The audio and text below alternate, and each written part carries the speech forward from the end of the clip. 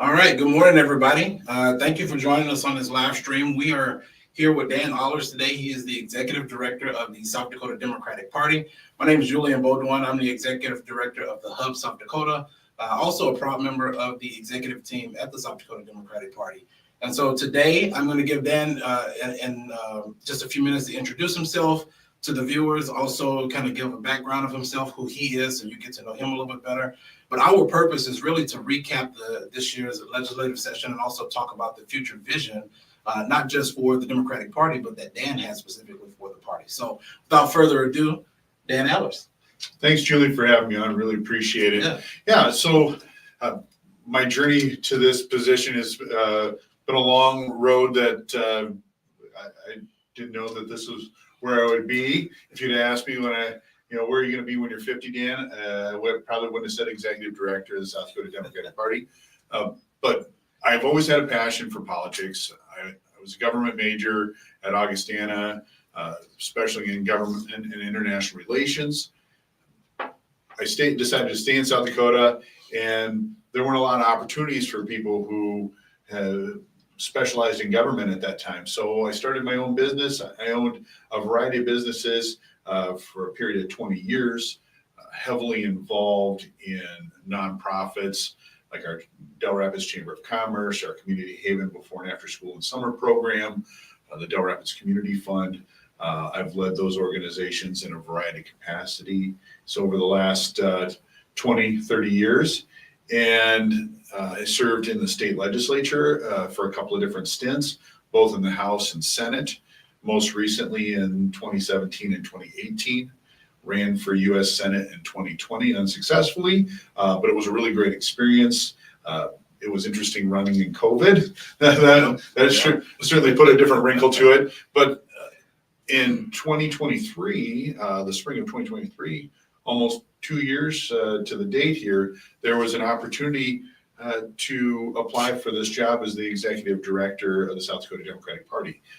And I felt with my experience in the nonprofit world and fundraising, my experience as a business owner, and then also as a state elected official, that I could bring a unique perspective and maybe some experience that we haven't had for a while.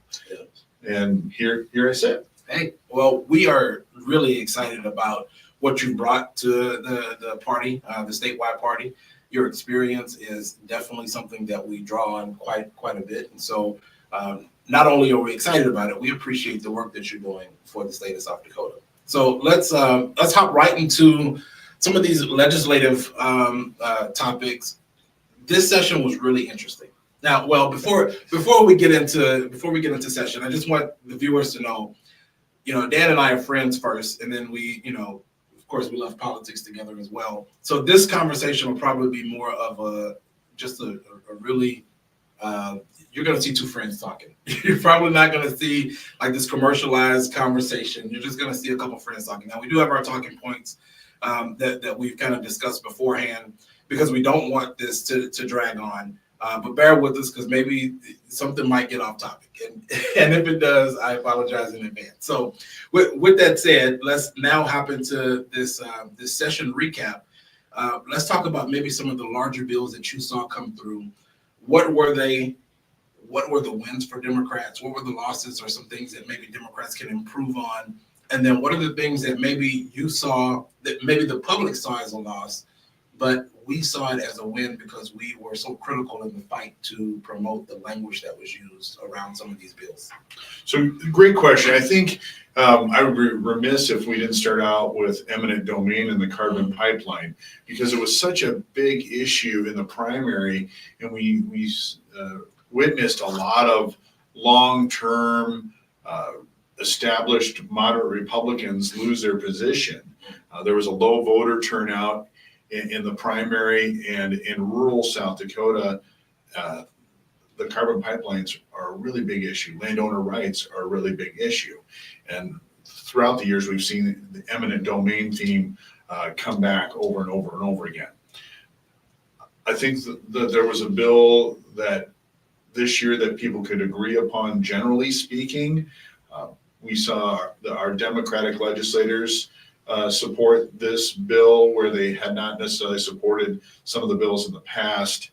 And while I don't think it completely deals with the real issue regarding eminent domain, it does at least address some of the concerns with people on the carbon pipeline. We'll see where it goes from here. I don't think this issue is completely gone, but I think a lot of it was put to bed this past session. We saw a lot of bills attacking education that were alarming.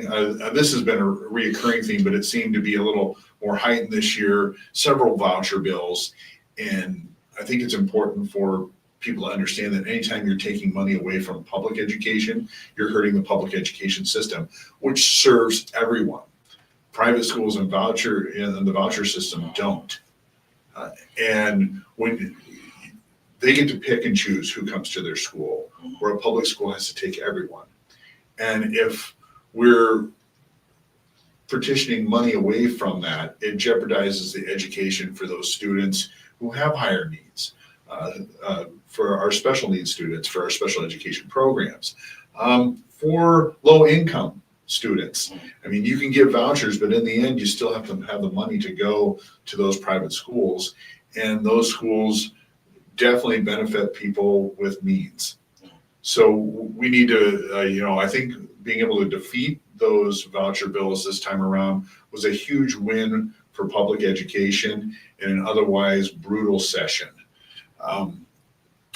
I think felony ingestion was maybe one that we don't talk about a lot, but I think will have a significant impact coming down the road with how people are charged, the number of people that we have in our prisons. South Dakota was the last state that had felony ingestion. And that's a big win. Yeah, I think so. I think, it's one of those subjects that I don't know that everybody fully understands, but it certainly has had a profound impact on our incarceration rates, and not in a positive way. And it doesn't do anything for rehabilitation. It doesn't do anything to help people get back into their homes and being productive citizens. This was really over penalizing law, and to have it off the books now, I think that this is the beginning of a turnaround and maybe some reform. Yeah.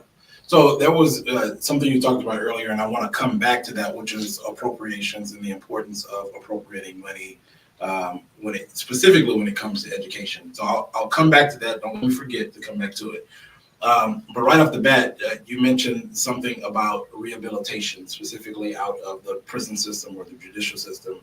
Jamie Smith introduced a bill to rename the prison system, and I think that's one of those things where maybe the public might see as a loss because we did not get that passed. We didn't get the renaming passed.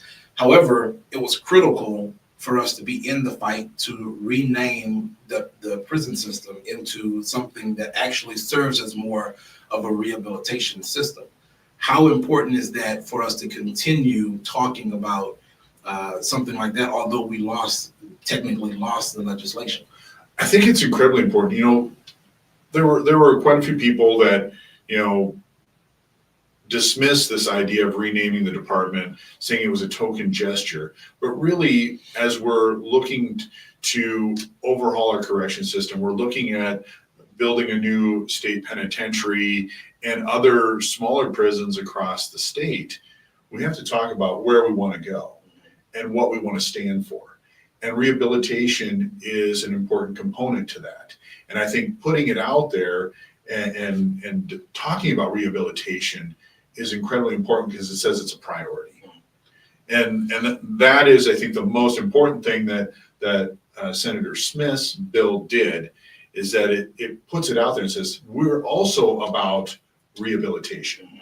So that was good. And you can go back to the Dugard administration. In 2011, he had an initiative to get more people out of prison to do rehabilitation. The problem is that we weren't focused on establishing the infrastructure. So they passed some, what I think under other circumstances would have been some good laws that would have really benefited those that are incarcerated, those that are in the process of rehabilitating and getting themselves back into society, they didn't work because that infrastructure wasn't there. You had a light switch on the wall and you had a light up in the ceiling, but there was no wiring connecting it. So you could flip that switch all day long, but the light wasn't going to come on. And I think that's the problem that we've seen. And that's why it's so important for us to focus on rehabilitation, because it's really the key to bringing our incarceration and recidivism rates down.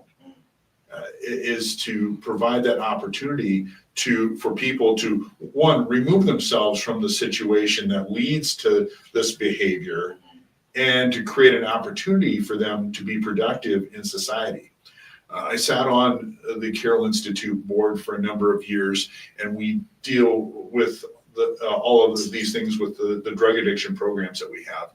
And the biggest problem folks who have committed these crimes, who are suffering from drug addiction, have is that without proper rehabilitation, without proper resources being invested in it, people end up going right back to the situation that led them into their addiction in the first place, whether it be the home or the friends, and because that's where they feel accepted, that's where they have a place. And unless you have the means to equip them and help them make better decisions, or an environment for them to go to where they can remove themselves from that bad element, that behavior will continue. Yeah, absolutely. So I'm going to circle back now to the appropriations thought that I had before I lose it. We had a couple of Democrats, progressive voices that were on the appropriations committee. Eric Mucky being one of those individuals. He is an economist, which was so vital to having that type of voice in the room when you're talking about the economy, when you're talking about money.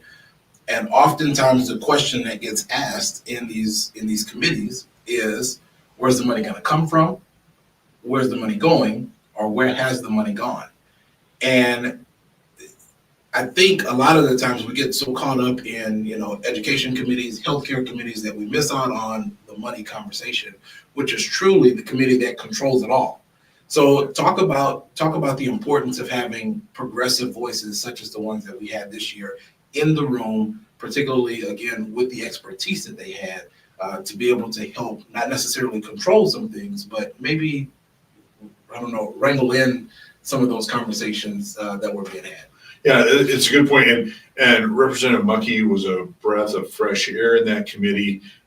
To have someone like him, you lost Representative Duba, who was a longtime member of that committee. You lost Senator Neseba, who is also an economist. Mm-hmm. So you're losing a lot of experience all at once.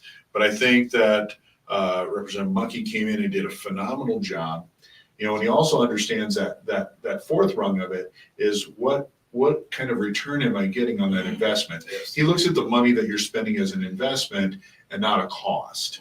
So I think that's the other part of it. And he also comes from the nonprofit world, so he understands the values that investing in these different organizations that provide surrogate services for the state. So real great perspective there. You have Senator Foster from Pine Ridge, who understands the impacts of those investments in the Native community. So two really strong voices with different backgrounds that I think played a vital role in stemming off some of those critical cuts that we could have seen towards our state library system, towards South Dakota Public Broadcasting, because that's our opportunity to gain knowledge. Those are free resources for knowledge, for information, and without those, I think there's a real disservice done to the South Dakota public, and you are relying on more partisan, more biased,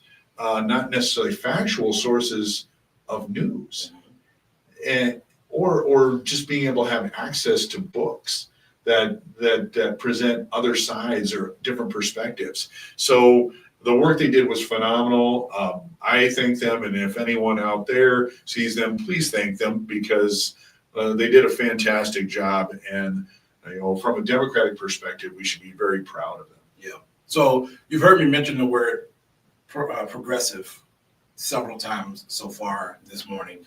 Uh, there are certain efforts now, particularly in the Republican Party, where progressive is a bad word. Progressive, of course, just means progress in our state, in our government system. And so let's maybe shift focus a little bit to talk about how, instead of the what. Let's talk about the how. How were they able to get things accomplished? We only have how many Democrats? We have 9. We have 9. We only have 9 Democrats compared to what feels like when you go up there 1 million Republican voices.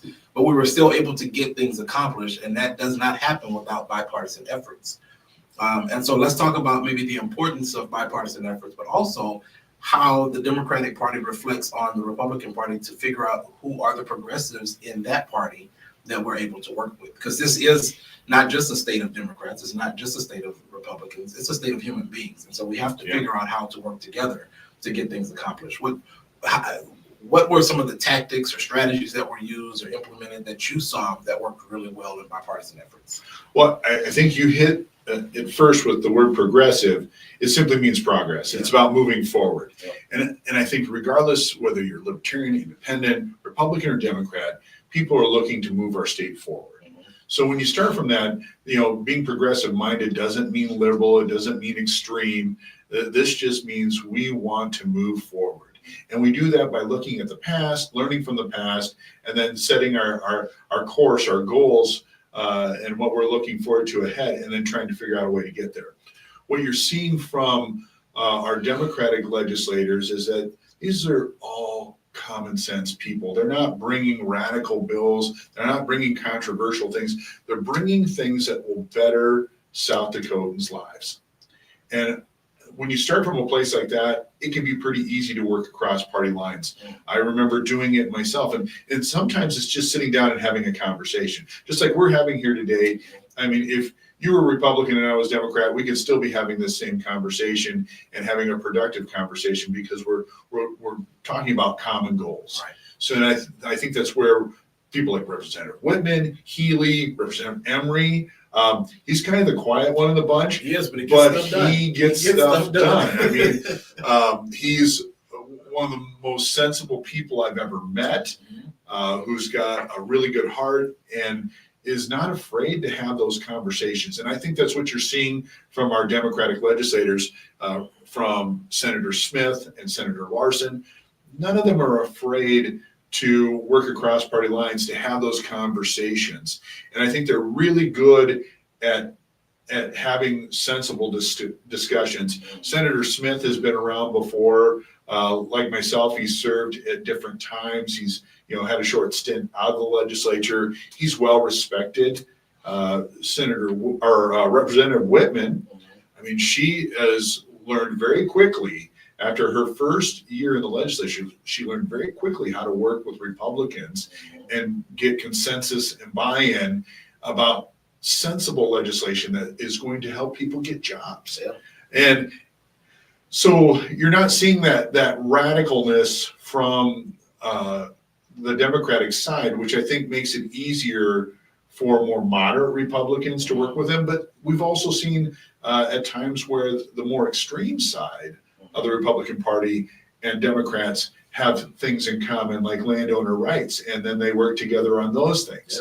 Yeah. And the Democrats have just been really good at that. And I think that's a real good argument of why we should have a few more Democrats in Pierre and in our state government, because of that ability to work across party lines, to work towards common goals, and to help weed out some of the extreme legislation that has been going on in the last few years in Pierre. Yeah.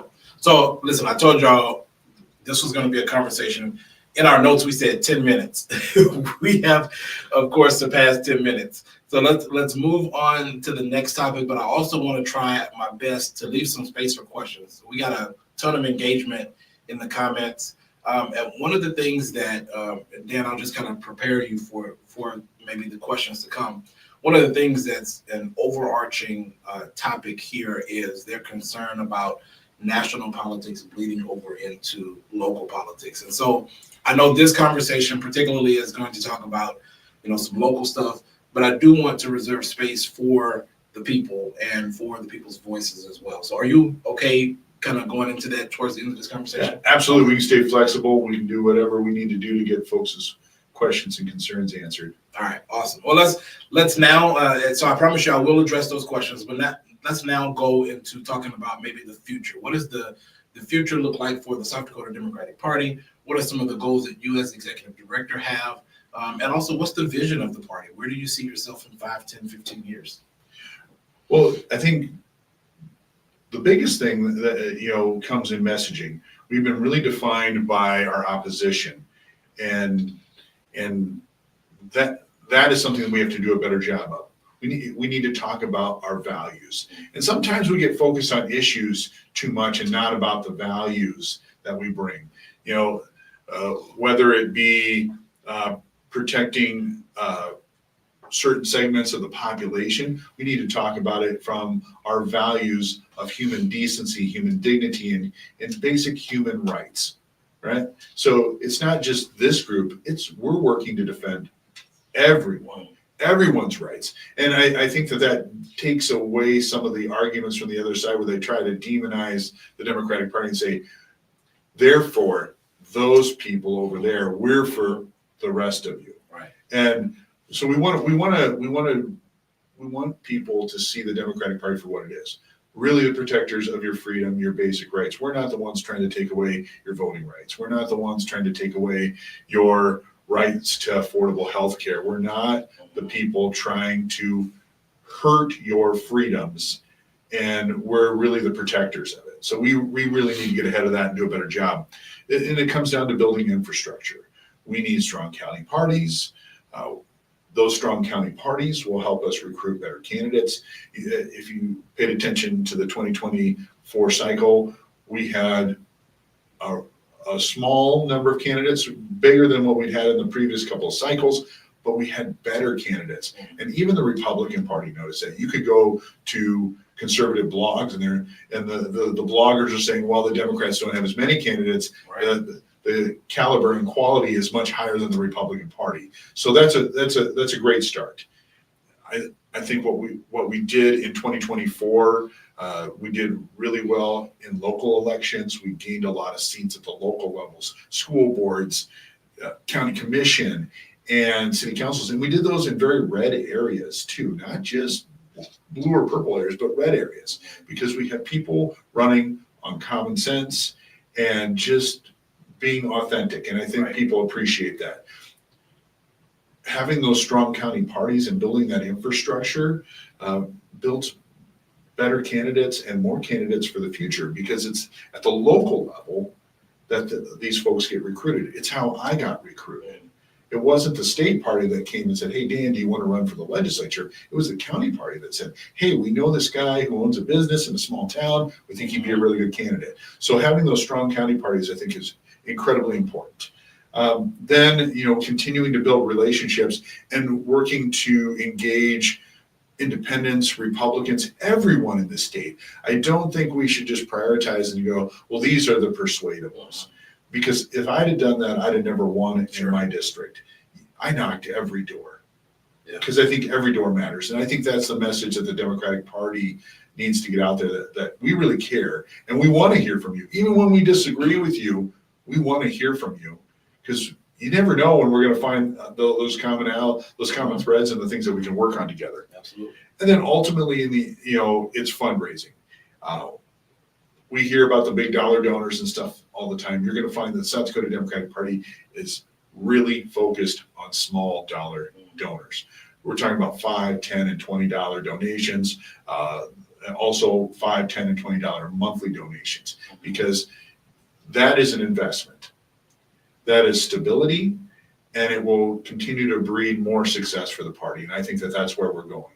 And then creating more opportunity for folks to get involved. You're going to start seeing more with regards to town halls. We have on our website under events, we use Mobilize. You're going to see events that other organizations are doing across the state, things that we think people should go to. I love Liberal Leaning Libations. That's a fun group. Yep. They meet for a social hour once a month. Sometimes they do postcards, and they do for special elections or for other candidates in our state. They've got a rally coming up here soon too. So they offer things, and we want that information to get out. People are looking for something to do, and we want to be the hub for them to find that opportunity, to find their niche and find where they can contribute. So a couple things. I don't want to move past the contribution part without allowing you to give a plug. How can people contribute? It's pretty easy. You just go to sddp.org, and there's a donate button there. We appreciate any dollar amount. If every single registered Democrat in this state donated $1 a month, we would have $150,000 a month. Mm. It's that simple. That's why small dollar donations are so important. And those things allow us to register voters. Those things allow us to get messaging out and to be all over the state, to work with county parties and other organizations to help improve South Dakota. Yeah. Good. All right. So go donate. Dan is preaching on the small dollar amount. And I know that is very, very important. I'm just going to put a plug in and say bump it up to $10 a month because that is more helpful than $1. So, all right, let's go back. One thing that before we kind of touch on some of the questions in the comments, one thing that I do want to talk about, you kind of touched on it a little bit when you talk about the divide between the parties. There's also a divide within the Republican Party, but I think for South Dakota, there's even more of a bigger divide, and it's not party or politics related. It's between rural communities and urban communities. And our rural communities really are the driving forces to what runs South Dakota, what makes us South Dakotans. Can you talk about maybe bridging that rural and urban divide a little bit and what the party is doing to help with that? Yeah, that's an excellent question. And it's only gotten wider since my involvement in politics. There's always been that rural versus urban, or East River versus West River, right. Sioux Falls versus the rest of the state. And, I think the biggest challenge is that folks that live in urban areas, there are far more. Yep. But as you stated, in the rural areas, our largest economic driver for the South Dakota economy is agriculture, but it's an incredibly small number of people who also have their concerns and needs, which are often different or maybe, in conflict with what urban needs are. So I think the big... Might I add in there, although they're different, they're not any less valid. Right, absolutely. Yes. Yeah, absolutely. So I think it comes down to having those conversations. When we talked about the carbon pipeline, having those conversations or creating opportunities for dialogue with folks from rural areas and our more urban legislators, to be able to have those conversations. Having someone like Representative Yuri Balk in Rapid City, who, while the carbon pipeline might not be a big issue, it does dovetail into the mining issues that they've had out there in the past.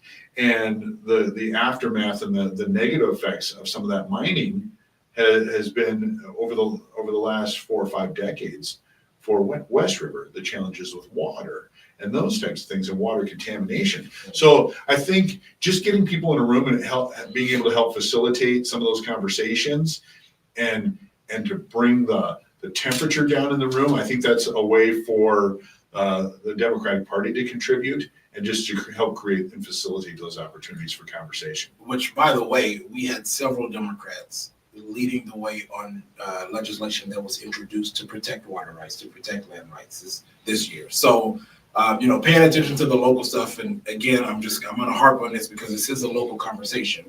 But we're about to jump into maybe some more national topics of discussion.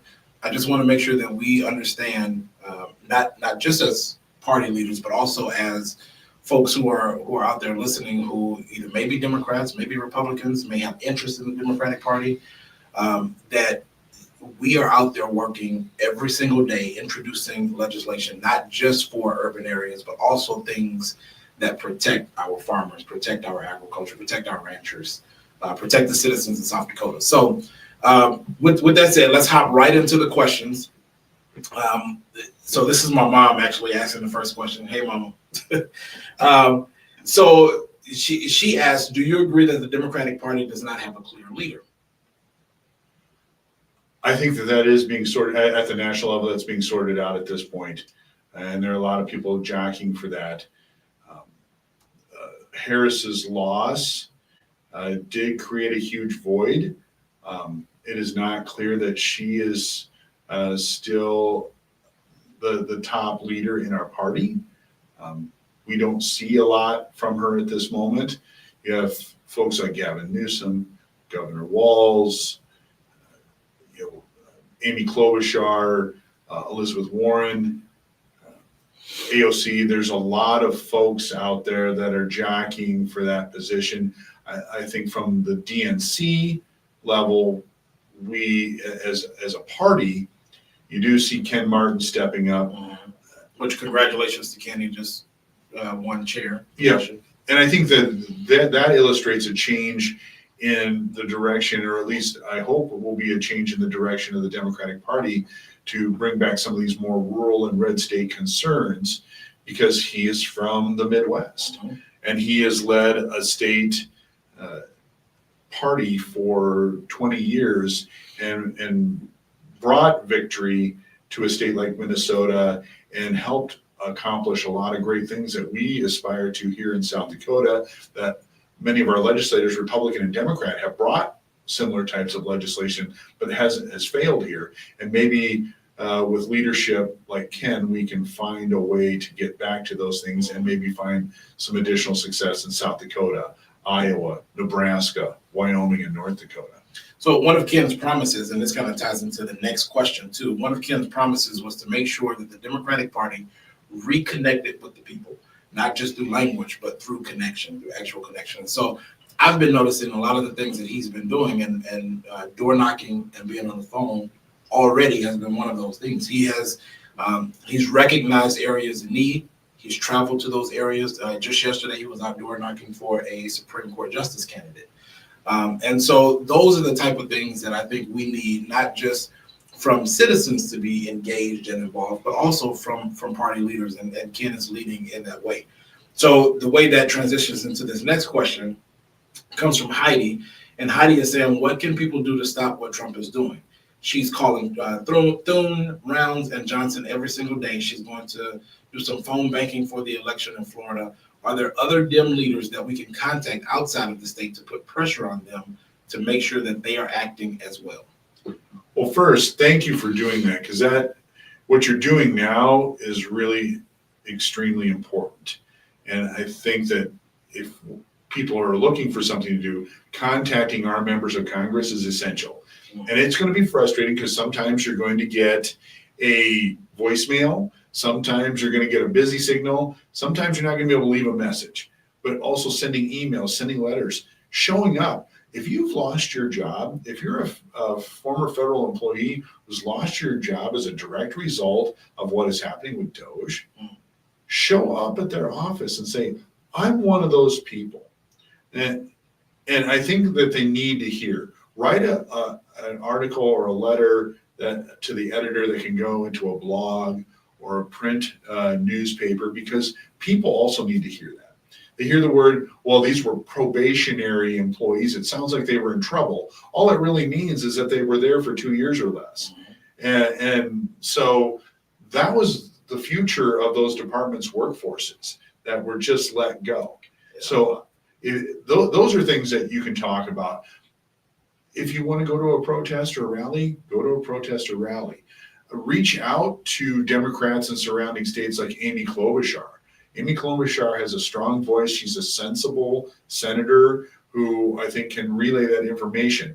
You know, the hard part when you go out of state is that oftentimes, because these members of Congress are getting so many calls and emails, that out-of-state contacts sometimes fall to the wayside. And that's not because they want to ignore you. It's just because of the high call volumes and everything that's going on. But certainly continue to keep the pressure on our South Dakota members of Congress. And don't let up. The more we do that, the moment we stop, the moment it sends the signal or the message that, hey, things have calmed down, things are okay, people aren't as angry or upset or concerned. So continue to do that. Even if it's just once a week, reach out. I think that's really, really important, particularly because the surrounding states, Minnesota, Iowa, and North Dakota, they also share very similar economies to South Dakota, where ag is their driving force. And so we're not just helping South Dakotans, we're helping United States citizens, we're helping Americans when we engage in that way. So I echo Dan's sentiments. Heidi, thank you for doing what you're doing. Make sure you talk to folks around you, get other people involved as well. Make sure we are all, if you're on this, listening to us now, make sure we are all not just engaging ourselves, but also actively getting other folks engaged as well. All right, so next question. Lynn says that she is very nervous about the lack of responses to some of the crazy things happening out of the White House. Is there any advice to folks? Nervousness is one thing. Maybe folks are also out there scared. I know there's also some conversations being had around immigration, and a lot of folks, particularly in this community, are also scared about, what ICE is going to do, and just nervous around the DOGE things that are happening. We've had, I want to say it's either 10 or 11 different offices with several hundred federal employees right in the state of South Dakota that have been affected as well. So folks are nervous, folks are scared. We don't know what the future is going to look like. What is the advice from, maybe let's take off the executive director hat for just a second, and let's say this is Dan, the citizen, talking to his fellow citizens. What is your advice to people to maybe calm some of that down? Well, the strategy from Donald Trump and this administration is chaos. So when we're not calm, when we're not focused, when we're in our efforts and we're scattered and we're freaking out, that's exactly what they want. So I think sometimes when you see calmness or not as much coming from the Democratic Party, it's to not engage on some of those and focus where they can have an impact, and to be messaging and getting out to people and getting calls to action, because really it comes down to us. There's only so much that Congress can do. But for the legal actions that are happening in the court system, we're starting to see that some of that is slowing the Trump administration down. So our court systems seem to be, by and large, working. Not every decision is going the way we would like it, but I think in large part, it slowed some of these firings down, or the additional firings we just saw today, that there was a hold put on, releasing individuals from the military that don't fit the mold of the Trump administration.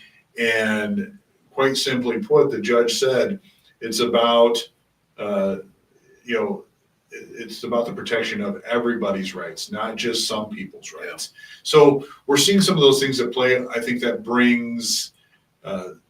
it should bring some calmness to the situation, but really staying focused. What are the things that are important to you? What are the things that concern you? What are the things that concern your neighbors? And then make sure that you're relaying that information to your members of Congress. And that goes back to the previous question again, too. Don't let up. Yes. Continue to have those conversations, and then have those conversations with your neighbors that might not agree with you. I think it's important that we talk about these things.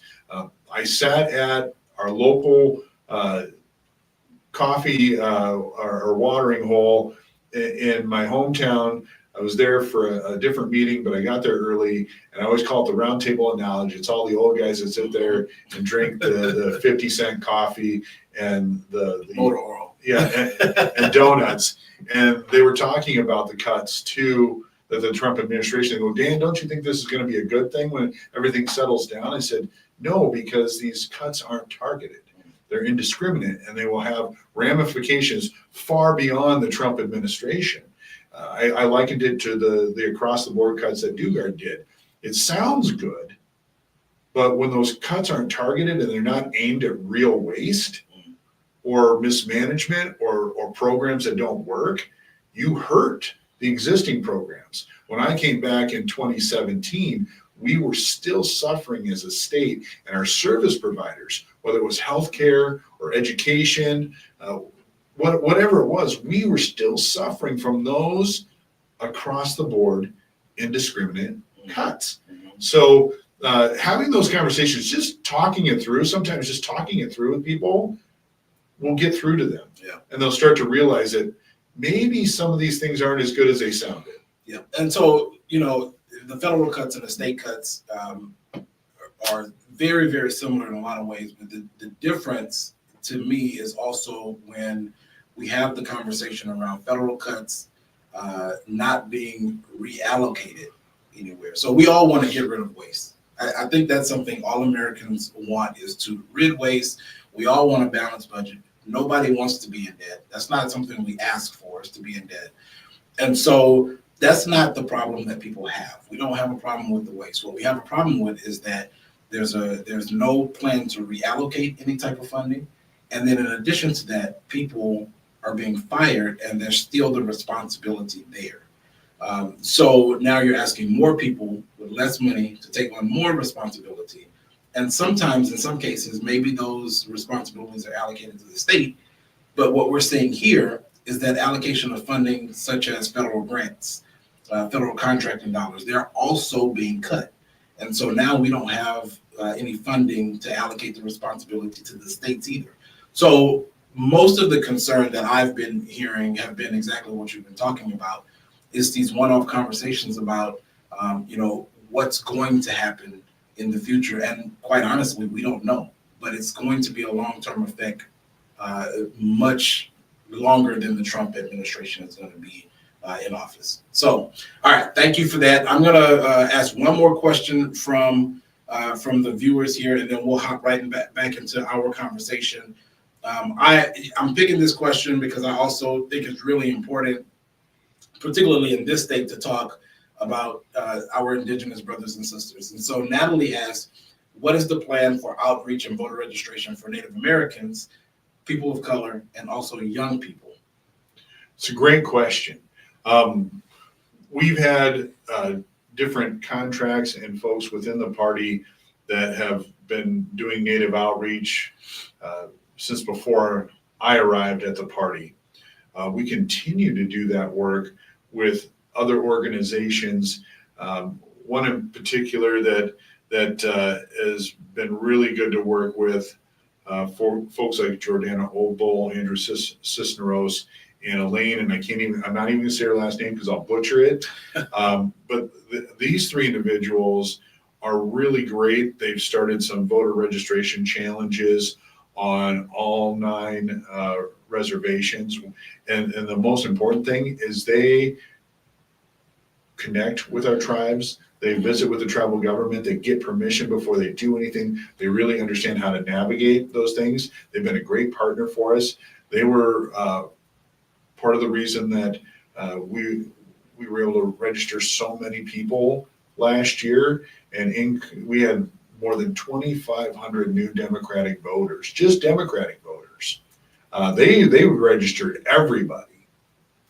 So just Democratic voters, and in a large part it's done because of that type of work that these individuals are doing. And we're looking for other partners, and then getting out the vote efforts on our reservations is always difficult, but it's not just on our reservations, it's in any area of poverty. District 15, which we're sitting in right now, had a 43% voter turnout. And what do you see there? A lot of poverty, a lot of diversity in your population. So we have to do a good job of helping people get to the polls. We were able, through working with surrogate organizations and working with the tribes, we helped increase voter turnout on the reservation 7 to 10%. Every county that had a reservation, it was up that much from the previous cycle. So I think some of that, it's not all due to the Democratic Party, because there's a lot of great organizations out there doing hard work, but we want to be a partner, and we're going to continue to do that. Then it's how can we make it easier for people to vote? especially one of the biggest obstacles and deterrents, I think, on our reservations is that we have tribal elections happening at the same time in a different location than our state elections. Right. So, if there's an appetite from the tribes and the tribal leadership, I would love to work towards getting whatever the state needs to do. This is the important part too. The tribes should not have to change how they do things. The state should be considering how they would change things to work with the tribes so that when someone who's a registered voter shows up to vote at the tribal election, they can go over and then vote and get a ballot for the state election too. If you've got to drive to two different places, which can be a cumbersome deal, especially over long distances where people are driving 60 miles to one way to vote. Think about that for a second. Folks are driving 50, 60 miles one way to vote. They may not have the same level of income. They may not have a reliable vehicle. How many people in Sioux Falls, if they had to drive to Mitchell to vote, would go vote? I mean, I think that illustrates the real challenge here. Yeah. And I think there's some work that we can do on that. I also think that in places like District 15 here, part of what we did is we had folks that were willing to drive people to the polls. And we did a lot of canvassing and door knocking. And we asked those questions. As candidates, as canvassers, we asked, do you have a ride to the polls? And I spent my day as executive director of the state party driving people to the polls to vote. Yeah. So I think that we can't leave anything on the table. We don't care what they're registered, what they're, how they're going to vote. We just want you to vote. Because I think at the end of the day, we're all rowing towards the same goals. It's just sometimes different ways of getting there. So I really want to stress that is an important thing for the South Dakota Democratic Party, that we will continue that outreach and we will continue to work with those that want to work with us to improve those situations and improve voter turnout. I think what you said is a perfect summary of some of the things that we've discussed. We talked about Ken Martin and the way he's now leading by example to connect with people. And then you just related how you just relayed to folks how you were driving people to the poll last election as well. You are out there connecting with people. This is a people first campaign. This is a people first platform. The Democratic Party really relies on being people first. And so I really thank you for acknowledging that. I also want to maybe reserve a little bit of space to acknowledge one of the things you talked about with our reservations and ease of access to voting. Arizona had very similar problems several years ago, and then they passed legislation to not necessarily correct it, but make it a little bit easier for folks because they were dealing with P.O. box issues and things like that, not having physical addresses. And I would imagine there's some of that concern happening in South Dakota as well with the physical address and P.O. box system. However, if I remember right, and correct me if I'm wrong, but if I remember right, this past session, there was a Republican representative who actually introduced similar legislation to ease the access of voting, and other Republicans did not support that.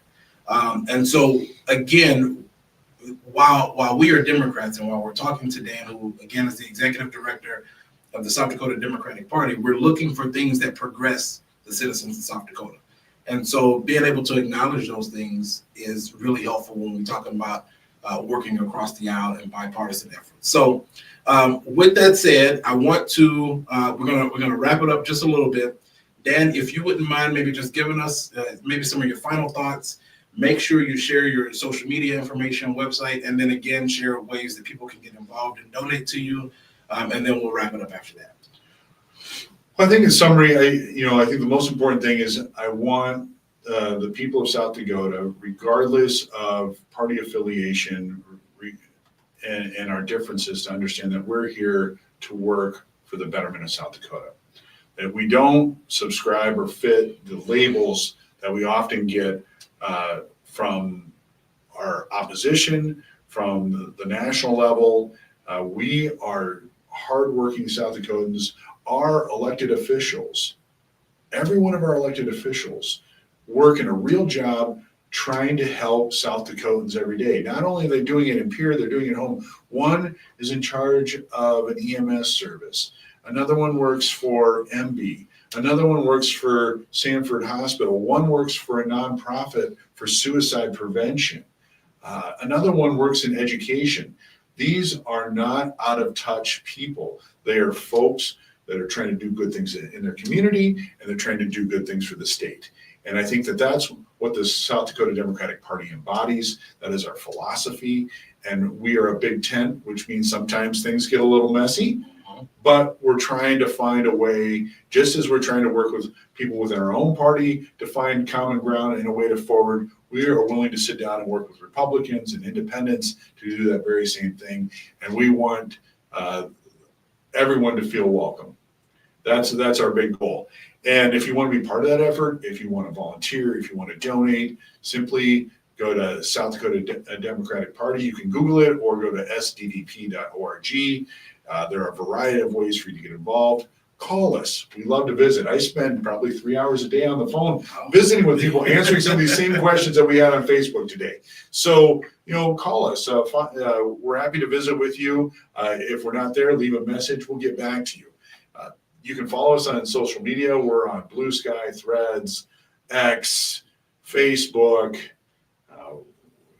Sodak Dems is our keyword. So if you look that up in any number of those, you should find us.